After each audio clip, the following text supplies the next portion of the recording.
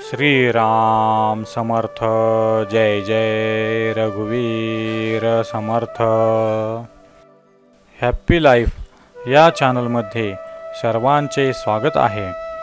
तुम्हाला श्री समर्थांनी सांगितलेले सद्विचार आवडल्यास लाईक, सबस्क्राईब आणि शेअर जरूर करा। श्रीराम समर्थ। जय जय रघुवीर समर्थ। असे हो जया अंतरी भाव जैसा, वसे हो तया अंतरी देव तैसा। अनन्यास रक्षित से चाप पाणी, नुपेक्षी कदा रामदासाभिमानी।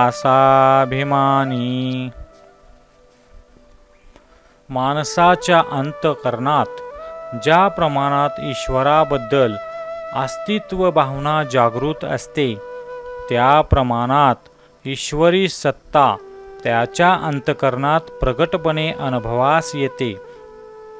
जे भगवंताहून वेगळेपणाने उरत नाही, त्याला भगवंत सदैव सांभाळतो। दासाभिमानी भगवंत आपल्या दासाची कधीही उपेक्षा करीत नाही। अध्यात्मदृष्ट्या हा श्लोक महत्त्वाचा मानला पाहिजे। त्यात गोवलेले अध्यात्म तत्व असे की ईश्वर सर्व जीवांच्या अंतर्यामी वास करतो, अर्थात प्रत्येक माणसाच्या अंतःकरणात तो असलाच पाहिजे।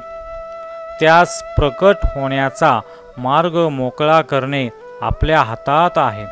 आज आपल्या अस्तित्वाची भावना जितक्या जिवंतपणे अंतर्यामी वावरते, तितक्याच जिवंतपणे भगवंताच्या अस्तित्वाची भावना आत वावरू लागली की तो प्रकट होण्यास उशीर लागत नाही।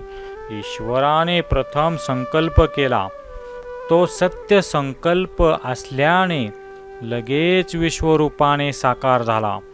अत्यंत मनापासून म्हणजेच निसंशयपणे संकल्प करणे हे संकल्पाच्या सत्यपणाचे लक्षण आहे। माणसाला संकल्प करण्याचे माहीत आहे, पण तो निसंशयपणे कसा करावा ही कला ठाऊक नसते। ईश्वराच्या अस्तित्वाच्या पार्श्वभूमीवर केलेला आपला संकल्प संशयमुक्त करीत जाणे यालाच भक्तीची साधना म्हणतात। भगवंताच्या मूळ संकल्पामध्ये आपला संकल्प विलीन झाला की अनन्यता साधते। अशा अनन्यतेच्या भूमिकेवरील जीवन क्षणोक्षणी ईश्वराच्या साक्षात प्रेरणेने चालते।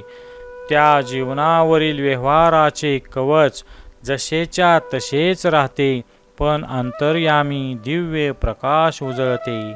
श्रीराम समर्थ।